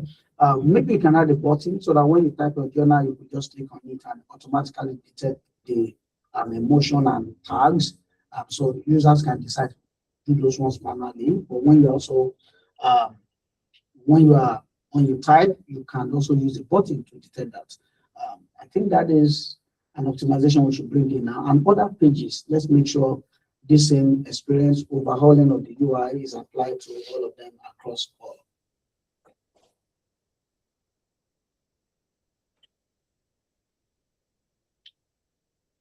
So why this is just like an optimization, the next thing I'm going to send is to create a GitHub. I think I'm authenticated on my GitHub. It's going to create a GitHub repo. It's going to push this there. And it can also deploy to Vercel directly.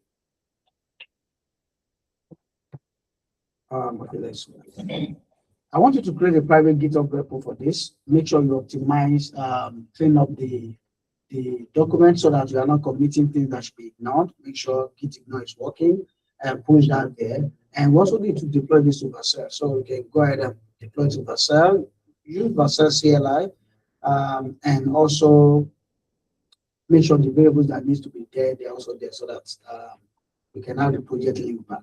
By the way, keep the project link as the name of this project. So it should be nottar.basel.app.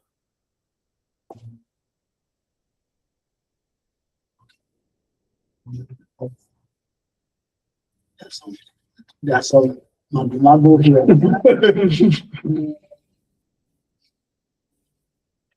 I need to check the model weight that is using. System model. Probably small something. Yeah. Okay, so it's doing some overhauling, and these are basic for the first. When you have authentication handled, when you have Convex as a backend handled, when you have this app build, you test. We don't have the luxury of time, but what I was trying to do is to use my Codex and Claude extension in Chrome.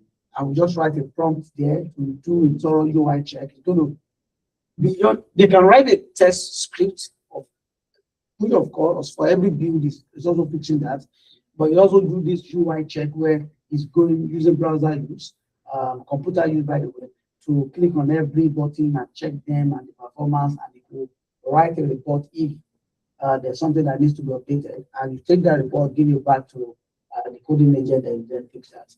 That iteration is optimal for me most time. Okay. I would have done that because of time. Let it just fix this and deploy so that we can have the solution deployed. But why this is happening, this is not totally polished. Remember, it's only the time we are coming together here that we're working on this, barely 2 hours, 30 minutes. And in between that, there are times you have to figure out some bug and fix some things. So, but are there anything outside of this that you have as question before we, kind of wrap up? Any learning point, any questions, anything in particular? On discovery, for example, look at how much time we're spending on moving from cloud deployment, local deployment to cloud. Any question around this? It is until 1 or 2. Yeah, closing one. Oh. Yeah, we should close to, but we've got some sessions, so it's one today. If you want to, please. No, I thought it was. There is no need to move to it. Okay. That's great. One additional hour. I have one question other than this, it's like coding stuff. So with all the AI tools, do we still need to run programming language? Like, JavaScript, because I can tell you use basically JS. Yeah, actually, honestly, I'm just a Python guy.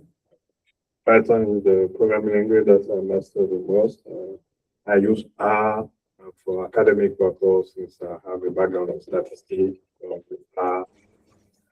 I did for all this my coding era. I was using also HTML, CSS for some static website, just simple stuff. But I have to admit that I don't think I even have a basic knowledge of JavaScript. But I can build the stuff today using JavaScript. I think it is important maybe to know at least one programming language, because at the end, it's just syntax. I mean, different syntax from a programming language to another. But when it comes to the flow, the algorithmic stuff, they all built on the same thing. So that can be useful sometimes to understand the code and be able to challenge the agent very well. But do you need today to know everything? I don't think so. I think it's very important to know maybe one. So I added about 3, right? We just that I think no need to successfully. absolutely. She was a friend as an organizer, and I was seen as That's pending me. request that she to accept me. Ola, I don't know if everyone also has something to add or anyone in the call. But that's me. Peter. Yeah, I don't think because I've never, I mean, I've been on the development side. I was there for like maybe a year when I was a long time ago. So most of the things I've been doing have been unrelated to software development. So I did UI UX for like 4 years, and I did my master's in mechanical engineering. So this for me is a lifesaver because I don't have to go through all of the learning curve. Or I think if someone from someone with deep software engineering background might have like a different perspective in the sense that like they know those things. Now that they're agents, they feel like they have like they can basically be more productive at an exponential like 100x or 10x their output. The difference is, for example, the first time I tried to do this, like I struggled for like 2 days with setting up. Okay, So I think a software developer would have like a faster they can do more. Scrolling through this. Well, I think as a newbie, let's really work is this just understanding, I give you as long as you understand what is going on and you can question it, you can push. I'm not, so personally, I'm not going to learn how to write JavaScript for next year's, just to understand the architectural level, right? That's another level. I think since he has like more dev experience, I read one online because I mean people are still getting software engineering jobs. So they know companies still have subscriptions for this AI tool. So I don't know if they just doing it for the meantime or their long-term plan is to just make everything completely automated. I don't know. But the personal level is just maybe superpower because I think of something. Initially, all I would do was just go on Figma and design it, and I would stop there. Now I cut the Figma, cut the Oh. HTML. That's great. I have a question for you. For someone like you with UI, UX background, do you think if that background of yours help you today? Do you let's say better something with Yeah. AI? Yeah. Because Because there is, I mean, I think that I need to work more on that side, UI stuff. I think right now, like, just like again, when Rihanna was giving all of those updates, he said the coding agents have improved again. Right? So everything maybe in the near future will just boil down to taste. One, because some people just build stuff and then they deploy it. So you can tell this is AI. Right. So having that taste in UI or functionality and UX, how it should work, and you make this easier. Just like Ola was saying, like UI should just dictate what I have to see, and then the tool should just summarize the project. All of those things just taste. Like how sophisticated you are with those things. I think that will make like a difference long term.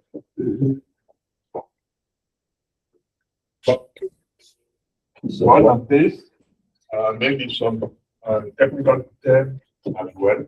Since this that's your background, may know some technical terms that someone like me without that UI background.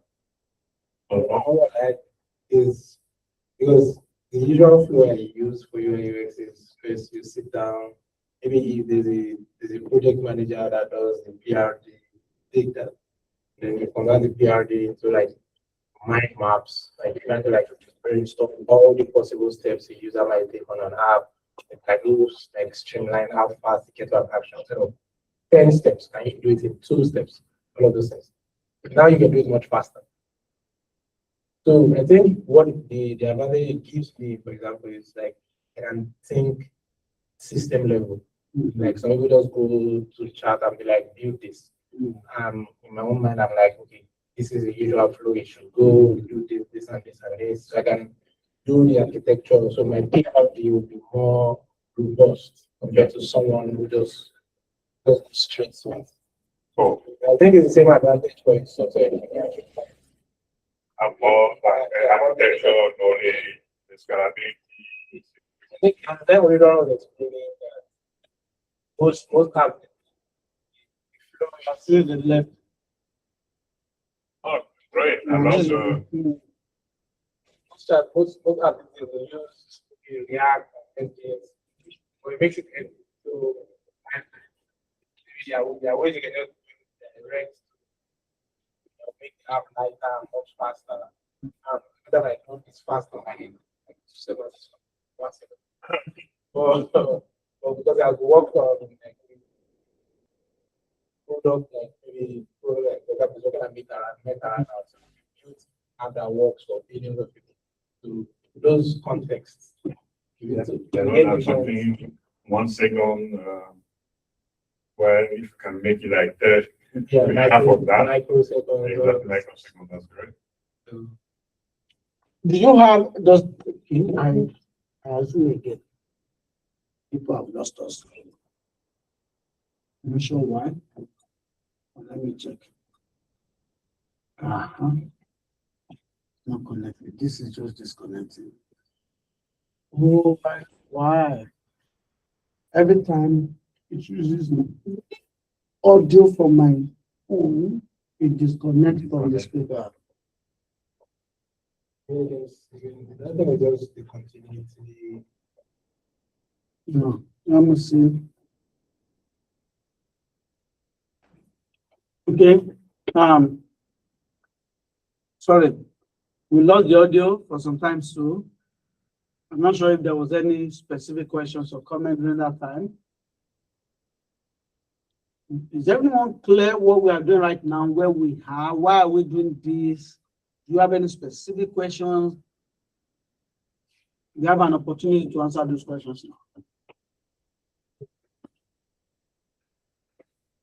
So I asked the agents to push this to my GitHub and also deploy to Vercel. You know what he did? He already set a task list to do move to production. But let you know that the Vercel, because when you are migrating to production, Convex will go production, Clark will go production. For Clark to go production, must have domain. Okay. The concept of subdomain. Subdomain. Yeah, Domain. in cloud. Domain, subdomain. And you have to go, your authentication method, the SSO, like Google now, you have to go and create those live keys, production keys. Yeah. Right. No, we're not going that. Just deploy this to Vercel so that we're still using its development environment. And it's doing that right now. Okay, these are the list. Yeah, that's it. So, can you hear us? I just try to summarize what is going on right now, and just need to confirm if you can hear. Did you observe? Yes, sir. Okay, thank you. Did you observe right here that it's created a token for Vercel, and is that token I'm using to use Vercel via CLI because Vercel CLI is installed. Okay. So that token make that secret connection that anything check about variable, push variables here already that without even touching those variables, pushing them directly to Vercel and configuring and coming back with it. You just do come back with a link. This is why all this process will become, all this thing we are doing right now, that we are still even using the code. People are not prompting again. We are still prompting. People are looking, they are in migration. Agent is in a one virtual. Give the mic, please. Mike? The mic. Move closer to the mic. Okay, can you hear us now? Better.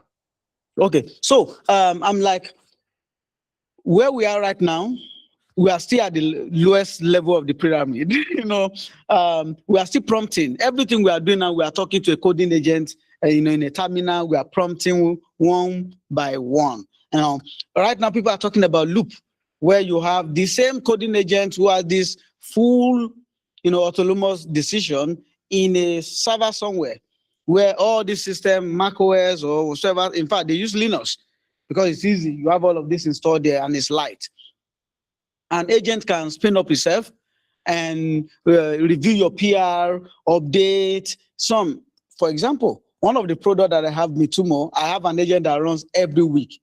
The goal is just to check Is there any security vulnerability that we need to fix? Is there any feature that we need to add in? And it's going to do that and work on it and create a PR. So mine is just go and review the PR. Again, we have PR. I'll use agent as well. Okay, you have to review this one. Review the PR with another agent and those security PR review solution like CodeRabbit and GrepTide. They're very good at that. They're even optimized for that. Review that, and if they worth merging, then I merge the PR. So I'm still in between that. People are already automating many of that process. So here it is. Many of these terminal coding, sending prompts will soon disappear. What I was curious about is, why didn't you use Codex today? Yeah. Yeah, you use Codex or Cloud Code. Yes, Cloud. Like, I mean, interface, right? Yeah, the interface. Oh, I prefer. Okay. Before when we started, what is familiar first is Visual Studio Code. Visual Studio Code is also light as an application, both on Mac and Windows. It's lighter than any of those other applications. In fact, Cloud Desktop is heavy with Cloud, what they call it now, Co-work. So when you have this, you can have any of those extensions can still be added here. And you can still run the CLI easily, and you can still manage your file for someone that is a beginner who just want to be able to see the file, clicking through and do something. Even though you can see files on Codex, but not everybody will start with Codex. So that's why what is familiar is Visual Studio Code. But I think he's talking about Yeah, I think. I mean, you Interface. use Cloud Code in just over. You haven't used Codex. Yeah, we use Codex. Is also available. Yeah. I think the last time I did it was because my usage limit on Codex was low. I might not carry the project through. So I moved to Cloud Code. There's no, in fact, most of the heavy work is still Codex I use, 5.0, 5.6 SOL. I put it on high. I sip my coffee. No one is using Gemini 3.5. No, Gemini 3.5 is not out. 3.5 Flash. I think Flash is what is out. Pro is not out. And Flash cannot do anything. Pro is not out yet. It's been a while since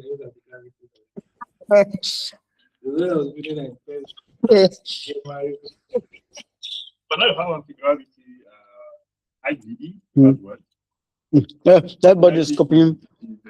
Everybody's copying Codex now. Codex doesn't have the IDE. No, anti-gravity ID. Please. Codex layout. Codex layout is the latest. But now they added anti-gravity ID. ID was the first now. ID was the first. But at the moment, when you update your old anti-gravity, you switch you directly to Codex layout. Because they're trying to push the Codex form factor. The code anti-gravity was first because anti-gravity was WinSolve. Yeah. When they bought WinSolve, they carried the code. Even when the first version of anti-gravity was anti-gravity is just like in case you are wondering what is that, is another application like Visual Studio Code like this from Google. And there are multiple of that app. We have Cursor, we have WinSolve, which is now Devin, because Cognition AI bought WinSolve, the remaining part of WinSolve, and they over time renamed it to Devin. And it was a battle between, this agentic application was a battle between Cursor and WinSolve in the early days. So just two major ones. Visual Studio Code does not have more of this. And later when this guy came, Cloud Code, then people start using it wherever you find yourself. But Cursor harness is still good. I love Cursor, but I'm not using Cursor because the models I need, you have to pay more to enjoy them in Cursor. So I'd rather pay $20 for Codex and be using that Codex like that because directly from them with their annex than paying Cursor. Cursor gives access to multiple models, but the usage limit across them is just, it's not generous enough because again, they want to make money and make profit. Hopefully now that XAI, SpaceXAI has acquired them, we should see that generosity. In fact, for Grok 4.5, if your student distance not expired, right? Oh, 1 year is 1 year. It's almost 200 Eh, hours. let's not talk about this today. I've run into debt because some services that I've subscribed for free, after 1 year expired, you know what I do? I will write to all of them, refund. I got refund though, for all of them. I got it because I want to. I emailed for refund because I would have died. What saved me was because the payment method I put there was an old one. The payment was bouncing. And I tried to cancel it. There was no button to cancel. Cancel. Like I would go there, they would say your paid payment was like cancel. Whoa. Whoa. Okay. So, as we're discussing, in case you want to join this conversation, you can always unmute and talk and share. This is changing as this intelligence become much more available. I won't even say cheaper. Available. As it become much more available, what we are building with is going to change. But I don't even know. Maybe I should throw this as a question: why this is working out?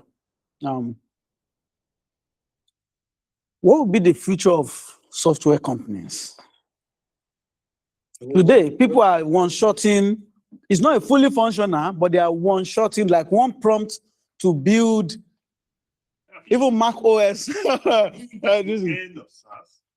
Kind of the end of SaaS. Why? Because there is, I think, in terms of investment, if you can have a software that fits your,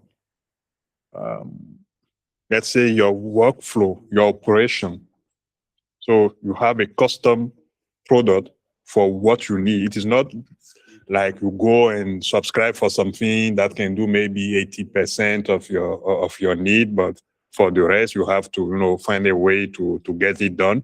Now, with some additional investment, you can have a full product for yourself that really fits your workflow, that really fits your need. And at any moment, if your workflow moves, you can still update your product as well. So I think it is easier for people now to be their own product. But once again, I think it depends on maybe the size of the company, because not all the company have the resources that's needed for that kind of job as well. Because I mean, it is great. You have this pride, you have this engineer pride, but there is a lot of work to keep it updated, to maintain it. Exactly. So I think maybe for the first moment, a lot of people, a lot of companies will try to be their own SaaS, their own custom SaaS. But I don't know, maybe in 5 years or in 3 years, we will witness a new change. Maybe that may create a new kind of business. I think software companies need to adjust to the new reality instead of, and that's why maybe you have more and more FDE now, because maybe you forward deployed engineer. Go to your company. Exactly. And do the work there. So maybe you will have people instead of building a custom app. Exactly. Selling as SaaS, then your company using that skill to build that solution with AI use case for you. And you can have maybe a kind of base product, and with the FDE, you will add maybe some custom feature for specific companies instead of selling the same thing for everybody. I think software companies have to move to that path if they want to remain relevant. Amazon is they are different. Meta. Okay, there are different type of software companies. Yeah. So SaaS, that's why I mentioned the SaaS.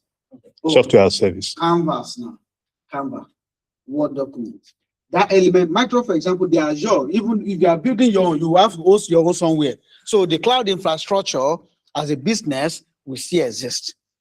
But the SaaS they are selling, over time, you build your own Word document, you are not paying for that same thing. You build your own ecosystem, you build those things.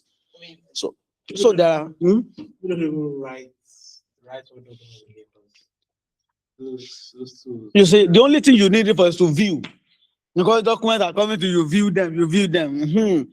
So SaaS are going to that. I'm also seeing, in fact, they've said SaaS is dead for a very long time. It has been an headline for about a year, and more than a year now. What I'm also seeing is the model, like you mentioned, is going to change to what it used to be before. When we buy software before, it's once and for all. You don't pay every year. SaaS introduced this software as a service that becomes every year you have to be paying yearly, monthly license. Because today, like I said, if I'm not the one bearing the cost, because what makes the application usable more is the token, and I'm not going to be the one bearing the token cost, then you pay once, buy the tool. You are the one that you put your small server that will download, install your open source model, the model that can do the work, and use it to run it, and you are getting the value from the tool. And so that way, and that's how software used to be before. Even in Windows, all of them, is building the app now. I will report back the moment it finishes with a live URL and a final wrap up of everything: repo, push, grok, switch, environment variables. Thought you had done with this for a long time. Okay. So let's just check Vercel because we've come to the end of this, just to be sure. Okay, it's using my other Vercel account, so that's to be in here.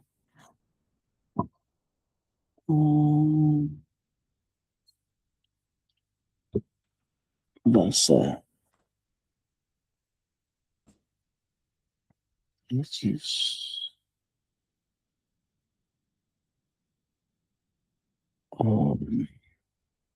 I hate this.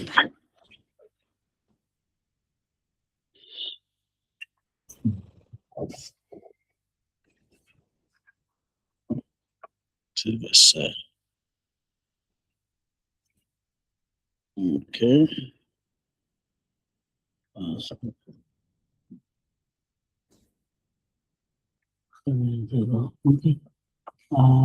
This is not what I'm looking for. Oh, Nota. I've seen Nota there. Your Vercel is slow now. Huh? When I have solutions that are waiting. You don't finish the filter.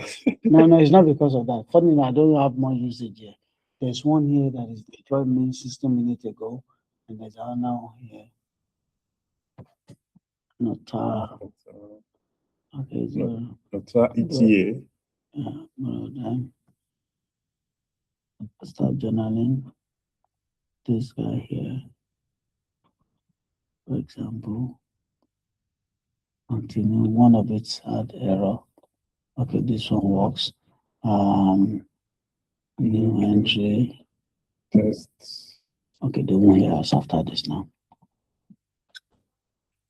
Oh, while visiting the site. Okay, so we are done building our application and we are testing for the first time. So here is the test, and let's just hope everything works. Was he using the phone? Yeah. So okay, so we are done building. Everything is like an instruct. So I done build the application. I was testing for the first time. So here's the test. Okay, it works, and you can see detect mood and logs and lags. Detect moves and lags automatically. Let's see. Sound like a significant milestone has been reached with the completion of the application. It's going to be the internet working, but it's also doing a complete. That sounds like a lot, but as if you know. Yeah, but it's in fact much more than that from that sentence, and that's it. Even words carry weight. So, detect moods and lags. Detect mood and tags. Is that and tags? Is that what I'm just wondering? That is what is happening, and where would that be? But if I come down here to, this is the. Yeah, it's actually done. So the lag. Let me see this. It's running Vercel and it's checking the terminal, but terminal is not returning anything. But there was one that failed. If I send that, but it's done. So, but the URL is giving me is not the one that I want. So I think that is why it's having that to wait, because there are two different deployments here. The most recent one failed, and that's the one is trying to take to production. That's the see, that error? will make different. That URL is different. Yeah, and it's not even giving me what I want, so there's no I think need. you can. Yeah, that one is. Yeah, I can rename this thing. So you can give me what I want. Nota. Maybe something like this. Enter the charts. When I was announcing that. There. It's been deployed, but we need the project link to be inside of us.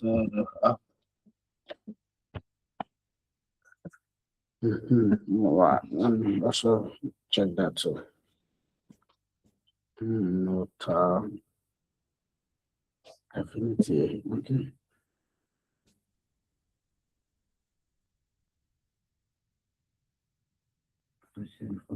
That part. Where do I pass on my worst new download? I think download is it. That's my download folder. Press share. Set the device add to redeem list. QR code add home screen. Add to home screen. Open as web app. Okay, I see that. Oh, great, great, great. Open as web app. Cool, cool. Yeah, that's cool. Wow. That is it. Yeah, we just tested it now for the progressive web app and it works so well. So well.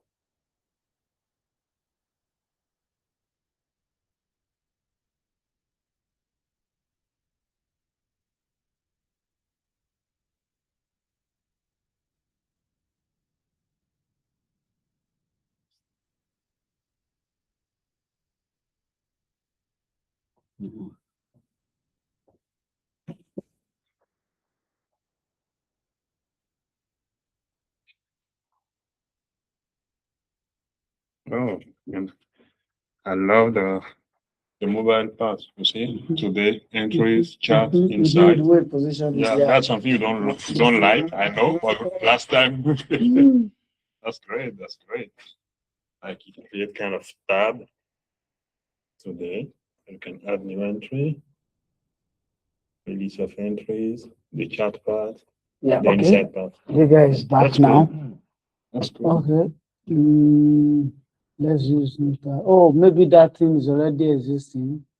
The app is live. Nota app developer. But I have to give you bad news on the exact first name. Yeah, okay, it's not available. Okay. Okay, someone. Okay. Yeah, so that's how we have Go on in Nota and app. let us see what it look like. That Nota that they said that app. Since it's not available. Okay, okay. Let's see. Let's see Nota developer app.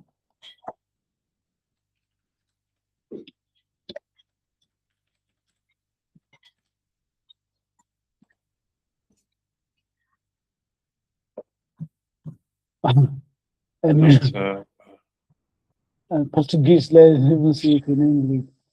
NFSE is your National Services Portal. Which National Services? Okay. Okay.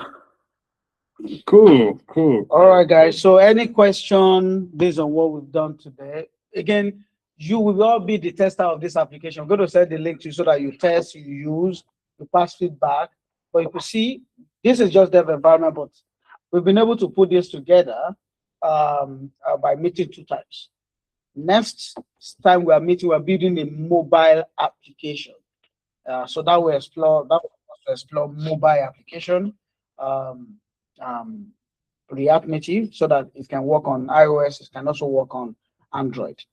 So that's what we are doing next time we meet. And after that, you are ready. That will be the time. You have 2 weeks to build your own product, to build your own thing, and you are coming back for a networking and connection and showcasing what you have built before we then resume the next cohort. Is it cohort now? So any question, any thoughts before we call it a day?